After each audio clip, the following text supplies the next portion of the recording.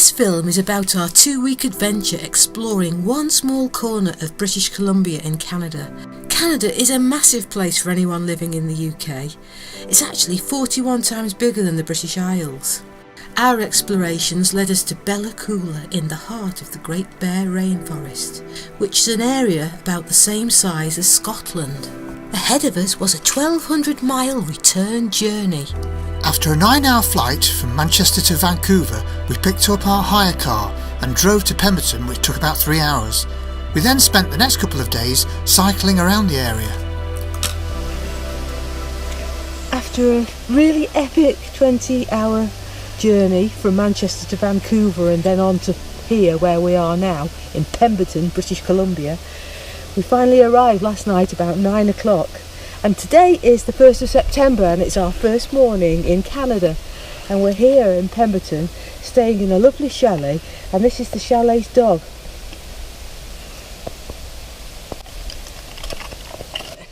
We just set off from home, our base. We've got a map now which is on the camera of the whole area with all the trails on.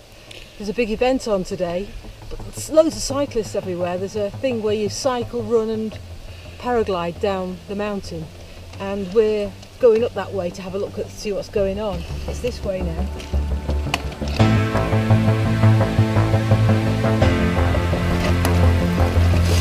We've set off on our first bike ride and we're cycling through the woods along this huge river which is full of glacial meltwater.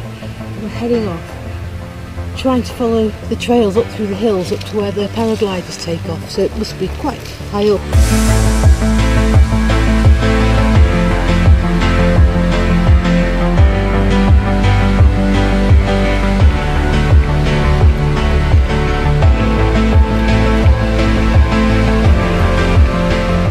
What route is this one called? Not got it yet, but we're looking for the happy trail to get us, take us up to get some elevation.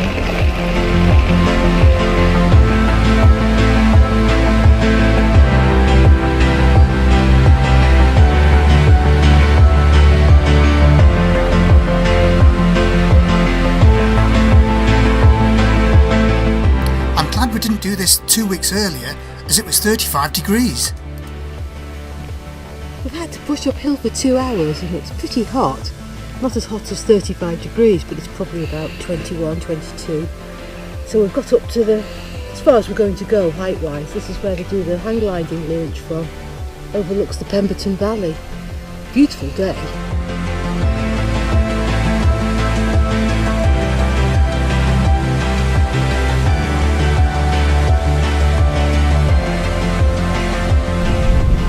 Got to have a go at this parapenting business. So, wish me luck.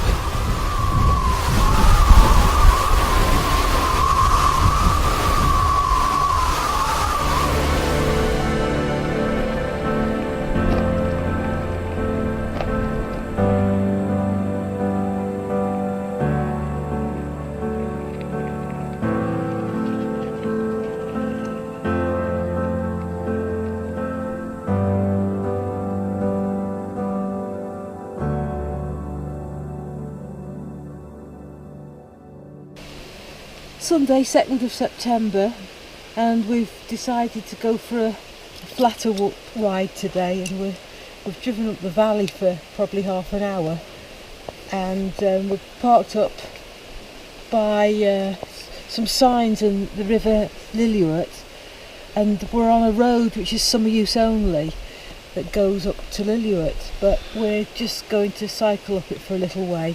We're parked near some signs where there's a hot spring round here somewhere, but it said that they're closed on the internet due to aggressive bear activity. I think last year bears were chasing people and getting them to drop their rucksacks, and then they were tearing into the rucksacks to eat the food.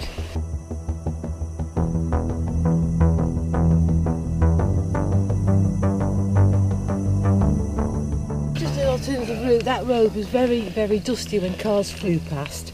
It was also corrugated. It made the cycling quite difficult. So we've gone back to the car, gone over the bridge the other way. I'm going to turn right and go up this valley here. This road's a dead end. You can see an ice field at the very top.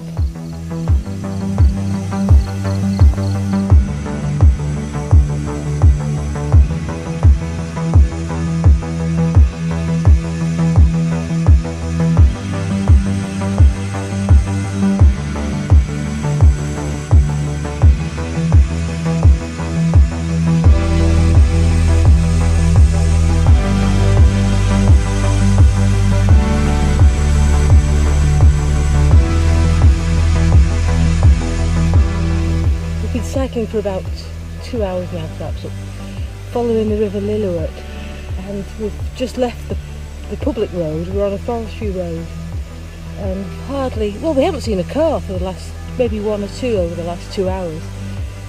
Now it's just, there's nobody about, and we filmed a lovely butterfly, but as we were doing that we heard some crashing in the bushes, and I don't think it was a cow, so we hastily carried on.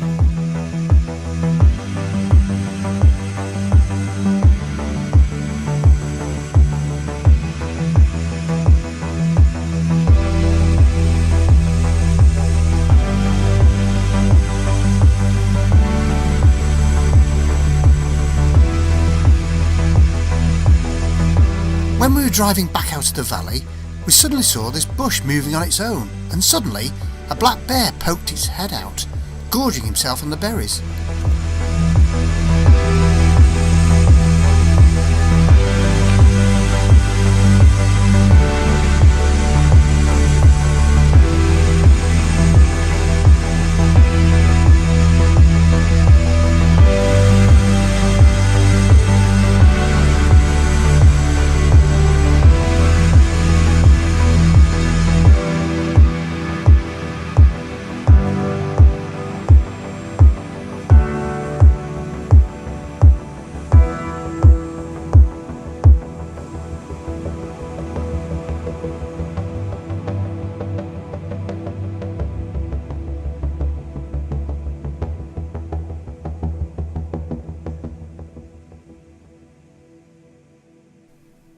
The next morning we left Pemberton and drove to Williams Lake, going through Lillooet and 100 Mile House.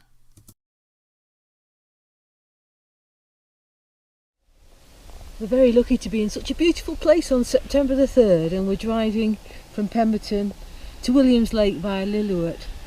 Incredible scenery, and the road's really windy and it's quite an adventure, and just can't take enough photographs really. There aren't that many stops on this road.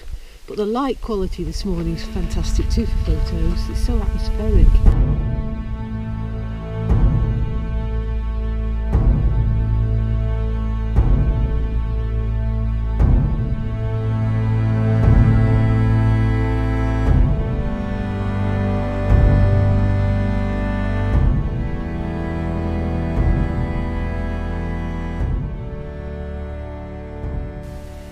It's the 4th of September and we're driving from Williams Lake to Coola, and it's 455 kilometres drive. Just taken a slight detour down to Farewell Canyon, and we're standing on the top of the hill before descending into the canyon, and we've just been told by a chap at the information kiosk they're fishing down at the river, fishing for salmon. I think it's the native traditional way of fishing using nets. Farewell Canyon is known to the Chilcotin First Nation people as the place of landslides, and the canyon is on the Chilcotin River between the confluence of the Big Creek and Fraser Rivers. Commercial logging trucks also use this road frequently. This location has been significant to the First Nations people for generations as an important salmon fishing site. Handheld nets are still used as the traditional way of fishing. The strange rock shapes at Farewell Canyon are called hoodoos. These tall chimneys of rock have been formed by wind, rain and frost erosion. Hoodoos are made of very soft rock, capped by harder rocks, and the soft rocks are usually sedimentary rocks such as sandstones and mudstones. The drive's going to take us about 6 hours, but that's not including stops, so it's a day job really. But it's a lovely day, and just getting warm. We set off, it was about 8 degrees. It's probably been freezing here overnight. It does feel cold, but you can feel the heat in the sun.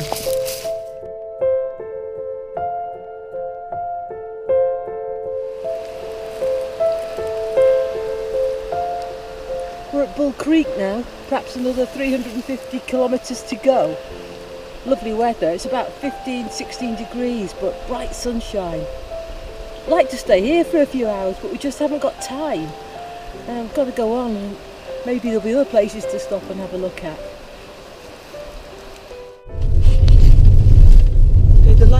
100 miles of the journey is on dirt track. It's a wide road, well graded, but you can't go fast on it.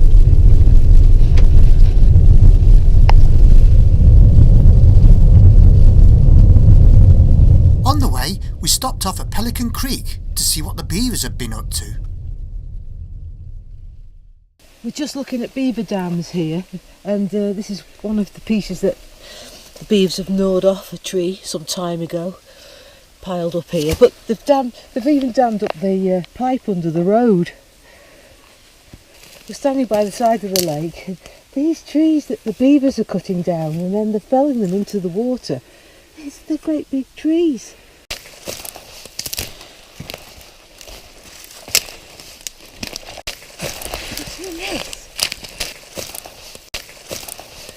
Beaver sculpture.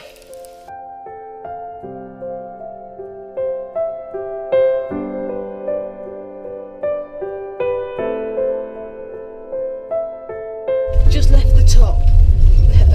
It's called the Heckman Pass. But this is the hill now, so we're descending down the hill into the Coola Valley. The hill, as it is locally called, is an epic 19-mile descent, complete with hairpin turns, switchbacks and gradients of up to 18%. And the total descent from Heckman Pass is 5,000 feet.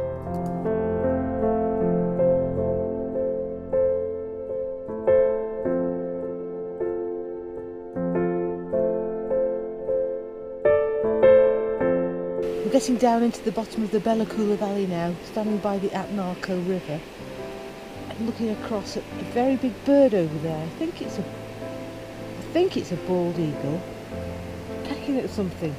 We're only going to stay here for about another 10 minutes or so because it's still about a 40-minute drive.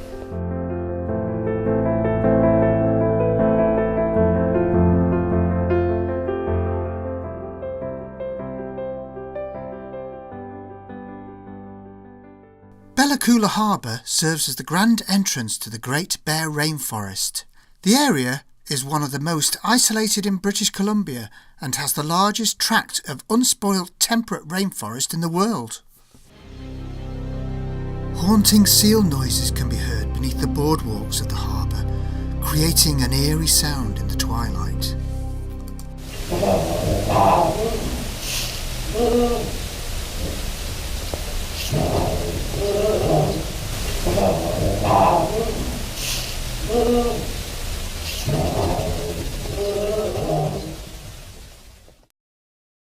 of September, and we're walking the Selamat forest trail close to the Coola River. We've got bear spray with us and keeping our eyes peeled, and we've got to keep talking and make sure that they know we're here if there's anybody about. This is an ancient forest with massive Douglas fir, cedar and spruce trees intermingled with hemlock, cottonwood, alder and maple, and lots of lush temperate rainforest undergrowth. The Coola River flows along the south side of the park, and the Selamat River by the bridge is a great place to see salmon spawning during August and September.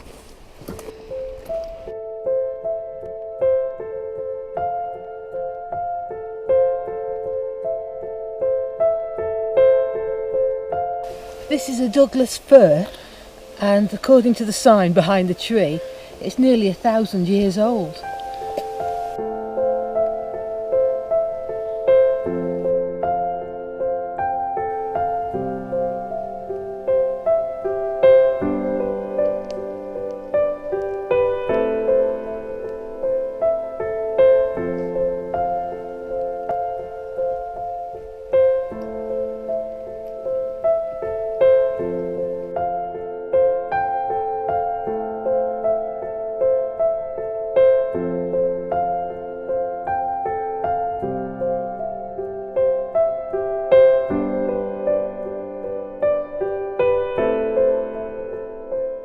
Sitka spruce, age 65. George, age 37. This scar on this tree was made by the New Elk Nation a long time ago, years ago, when they harvested the bark, apparently to make clothes, textiles, and to use the bark for weaving.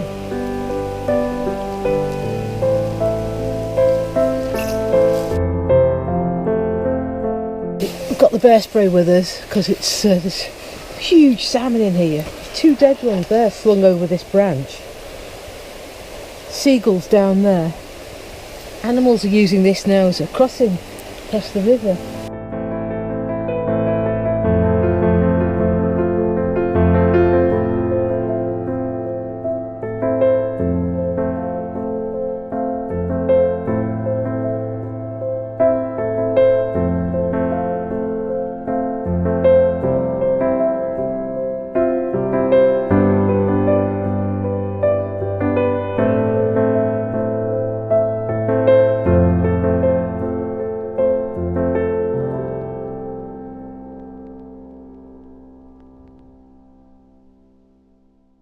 The next morning we were up early to tackle Girth.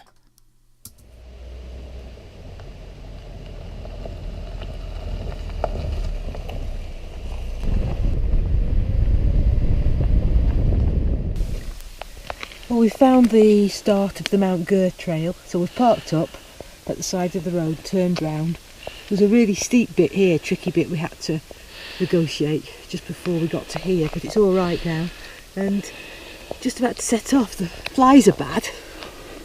It's absolutely so silent and still. There's a lovely little lake down here we've just been looking at. The dragonflies all sort of flying around the edge hunting.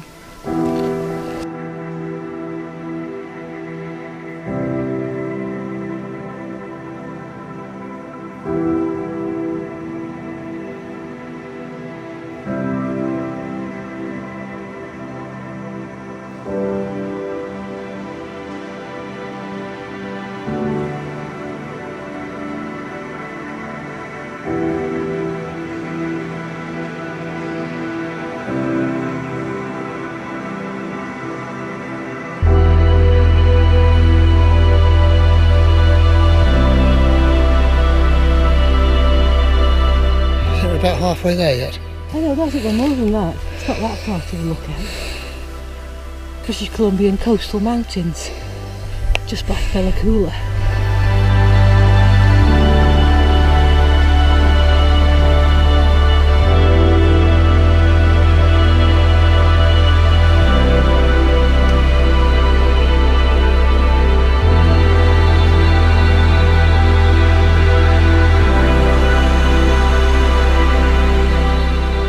Unfortunately, we haven't got much of a clear view down because all the valleys are thick with smog caused by the thousands of acres of forest fire to the east, and it's blowing this way today, what bit of wind there is, and then settling down in the lower parts of the valley. Just make out the little boat going past down there.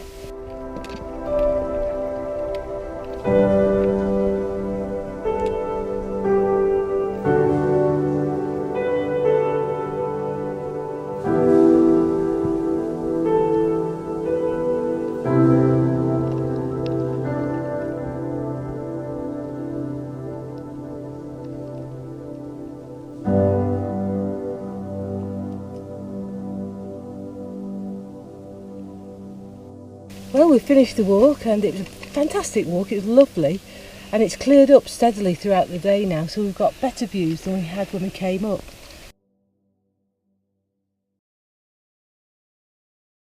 The person who we were staying with, John, took us on a forest walk to learn more about the grizzlies. Yeah, so what's this then, John? What we've got here? Yeah, that's just some bear scat that you can see they've been eating a lot of fish because it's very grey. You can see it's very grey, but it's also got pits in it from plums. Oh, so yeah. somewhere around the neighborhood, they've been eating some plums, and then our dog stepped right in it. So, but that's that's the grey. You can see the grey is from eating fish. You might even see fish bones. Yeah, you can smell the fish. This is a cow parsnip that they're digging up too. Oh, it's funny they didn't eat that because that's another root that they really like. It's another root they like to eat. what does that smell of? It smells a little Not earthy. Not the greatest. Yeah, it's not sweet like that, like the other one, but We then spotted some grizzly bear hair. stuck all over the fence. You wouldn't think a grizzly could get through there. They bend over. They bend over and kind of go underneath. You can see they've also loosened strands and pushed strands down by stepping on them, breaking them off the post. So here's another thing that they like too, you guys. This is called sweet Sicily, and it doesn't look like much anymore. It's got these little black seeds that stick to your pants that they'll dig. They'll dig around. A bit like our pig nut. They'll find that root, and it's like a carrot. You'll smell it. It smells like carrot. Yeah, it does. It's a really sweet. That's another big delicacy, and they'll just dig up all kinds of ground that has this sweet Sicily in it. And yeah, some fields just look like they've been rotated. What's it like when it's got foliage on it then? It's yeah, there's just a few little leaves, and you can see the black seed right now. These things, they stick to your pants. They've got little barbs on them, so you're walking along, and all of a sudden you get all these little barbs stuck on your pants, and that's what spreads the plant, is the little seeds. But there's not much to the plant, but they really, really like the root. They have a good healthy diet, don't they? They do. They eat just about anything. What's that? Dug up a hornet's nest. They can smell the hornet's nest underneath the ground. You see the leftover honeycomb. Oh yeah. So there's a wasp's nest that that was in the ground that the bear could smell, and he dug it up, and he'd eat all the little grubs that were inside the honeycombs. Huh. Yeah, you can see some dead wasps laying in the bottom. So this is really fresh. This just happened in the last few days, probably just before the rain. I wonder if they attack the bear. Oh, they would attack him for sure. They'd be stinging him in the eyes and the nose and the face. Yeah, you can see the dead yellow jackets. So it's really fresh. Actually, we're kind of lucky that he actually destroyed the whole nest and we didn't walk right in on a bunch of really upset yellow jackets. Yeah, that's cool. Yellow jackets. Yeah, you can see they're eating salmon, eating skunk cabbage, and eating yellow jackets, all within 40 meters of each, 30 meters of each other. So what's this then? So that'd be a bear bed where they've just dug up the ground when it's really hot out, and they'll dig it up so they can get down to the cool earth underneath. Especially when we had 35 to almost 40 degree temperatures here in August, so it's pretty hot for them with their big fur coat. So they can get down. You'll see lots of beds all over dug into the forest along the edge of the river. They've been digging the skunk cabbage root. This is what they're looking for, is the root of this skunk cabbage plant. You can even see in the past, maybe in the springtime, they dug out that hole and they never got all the root, so here comes some more of the root coming up. Find that everywhere here. See the holes all over the place. There was another root that they dug up in the spring. Just everywhere, all over here. Everywhere there's a skunk cabbage, you can see. Is that one of their favourite foods then? Absolutely. Yeah, they dug it up all over there. Yeah, when there's no fish around, they have to eat vegetation.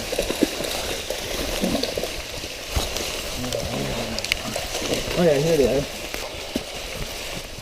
So there's an old chum salmon there. There's the head and the backbone. How many different sorts of salmon are there? There's five different species of Pacific salmon here in Coola. Oh. Yeah, and there's some more jaw bones of a big old chum salmon that they call dog salmon because of the teeth. Really big teeth on them. But everything's been eaten except the teeth and the jawbone from the bear.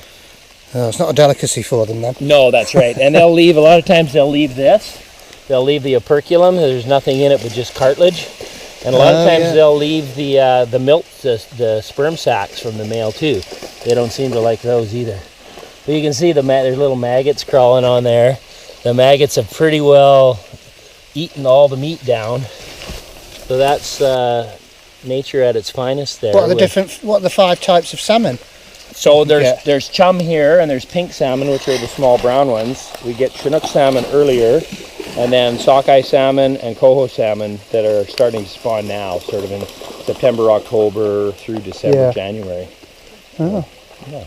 And you can see lots of little juvenile coho. It's kind of raining right now, so you can't really see them too well. But I think we did see some in the river. Coho salmon everywhere. Yeah. Yeah, it's really neat to see that many salmon. Will they come up the river then here? Yeah, absolutely. Later on in the year? That's right. The coho come up here probably in November, December and spawn. So these little ones that are swimming around are the offspring of those ones last year. There's another fairly fresh bear scat with a big bear track in it. Oh, that's whereabouts is the paw? Yeah, exactly. Oh, that way. Oh, yeah, there's the paw and there's the toes. Is that the rear foot without the that's a front foot. Front foot. Yep. The rear foot's shaped more like a human foot. It has more of a heel to it. Just retrieving the bear cam. Do you think we'll have a shot, John? There it is. Hopefully there's something on it. And there certainly was something on it, a mule deer and several grizzlies.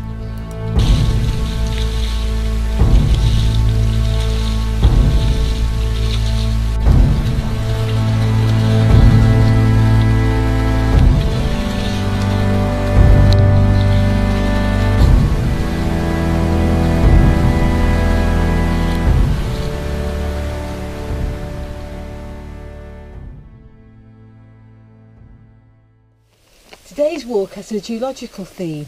We're doing the Kettle Pond walk and we're at the trailhead by the parking lot. And this is a glacial erratic left by the last ice age when the ice finally melted and retreated around 12,000 years ago. The actual rock split in two only a few years ago really, they say in the 1990s according to the literature. So this is the Kettle Pond trailhead and the walk starts across the road. Again, it's a geological feature. This valley is made up of a lot of glacial moraine which was dumped there when the ice sheets retreated. I think it's a glacial moraine left at the snout of the ice sheet. And the Kettle Pond is formed when a big lump of ice is left in the moraine and melts out, and the hole left by the ice forms the pond.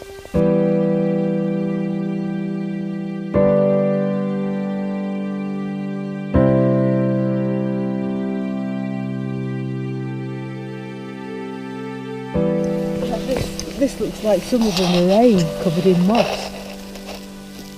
You know, you can imagine the ice being here, can't you? Imagine how big the pieces are, the boulders.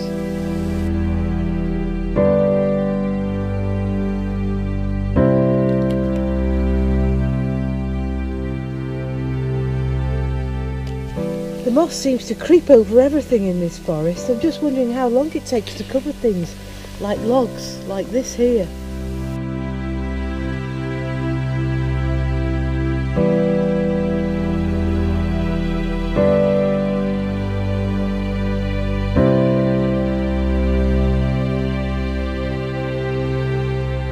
We're just trying to think about how this kettle hole formed in a bit more detail. What we probably think is that at the end of the ice age the ground was frozen solid permafrost. And then when the temperature rose, the big area of glacial moraine contained big chunks of ice mixed into the moraine. And as the temperatures rose and the land started to rise above freezing point, the ice that was trapped in the glacial moraine melted out as well. And then the moraine collapsed in and formed this depression which is called Kettle Pond.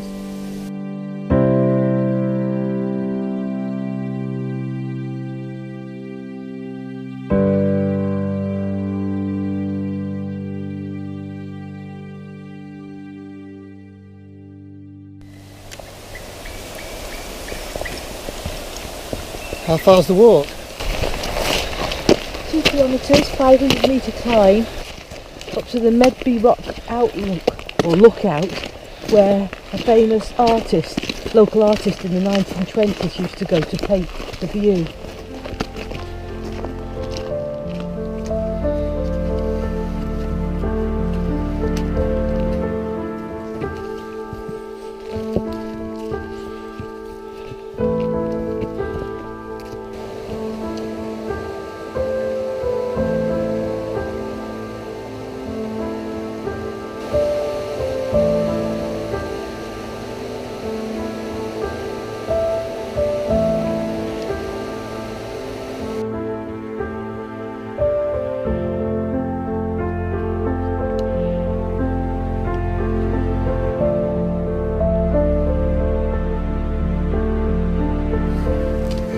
Down towards Coola, or it would be if it was clear. just very misty. Keeps spotting with rain.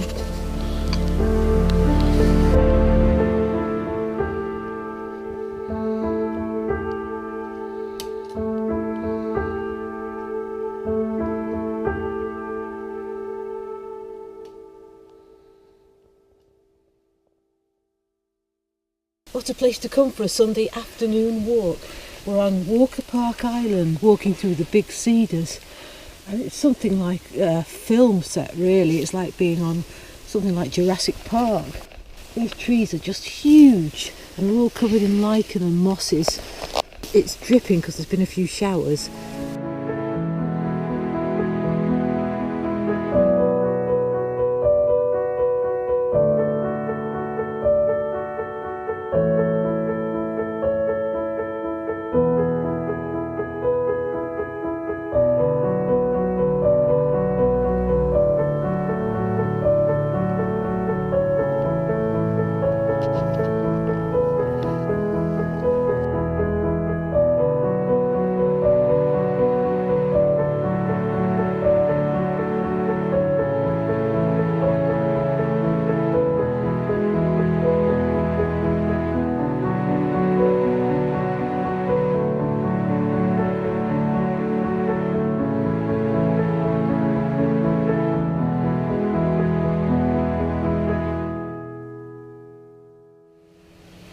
It's early morning on Sunday, and today we're doing a river drift, and we're going to leave here by the bear viewing platform and drift downstream and hopefully get lots of good photographs and film of bears.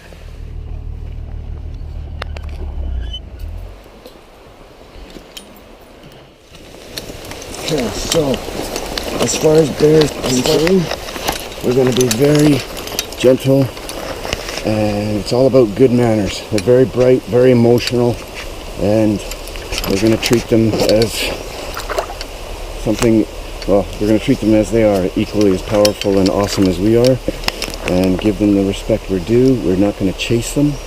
If we see a bear, we're going to put down anchor 100 meters upriver and allow the bear to decide what it would like to do, right?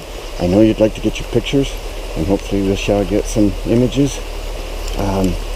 There may, though, be a time when the bear decides to come closer to us, and I will be possibly making a judgment call that we stop taking pictures, because the lens is like staring, can be aggression, the light can reflect off the lens, and the shutter speed is obviously an unnatural sound, and the energy of taking the shot with the excitement of being in close proximity. Sometimes, as I said, it's always a judgment call, and I don't ask you to stop.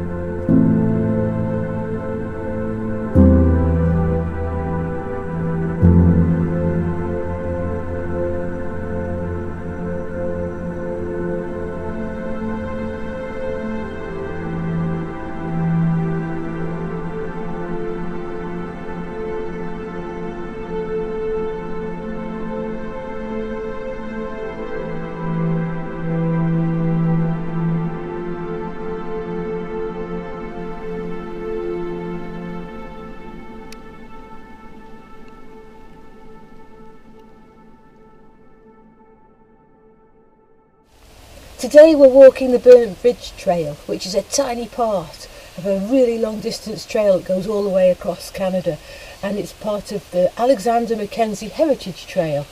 This trail was when Alexander Mackenzie first walked across the continent of North America. Just going to do a slight detour to look at the outlook of the valley view.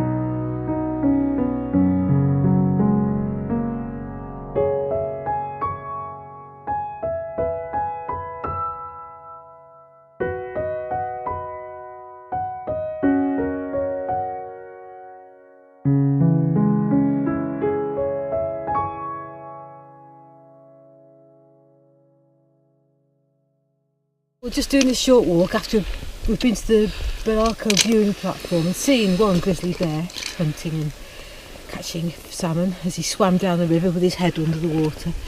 It's so foggy this afternoon and cloudy. That's because of the wildfires. It's cutting the sunlight out altogether and you can smell it in the air. So I hope it doesn't affect us as we're walking uphill.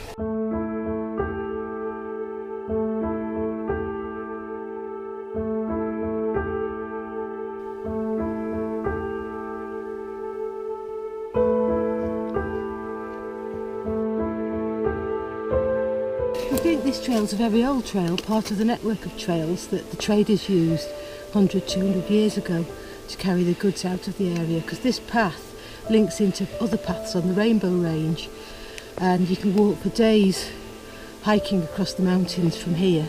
But we're just doing a little short bit from the road up to the first lookout, and it's a lovely gradient. It's a lovely walk.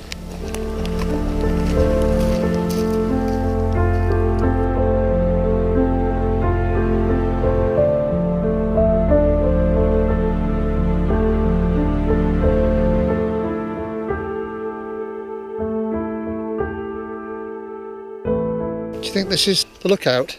Yes, I think it's the lookout. We overshot it.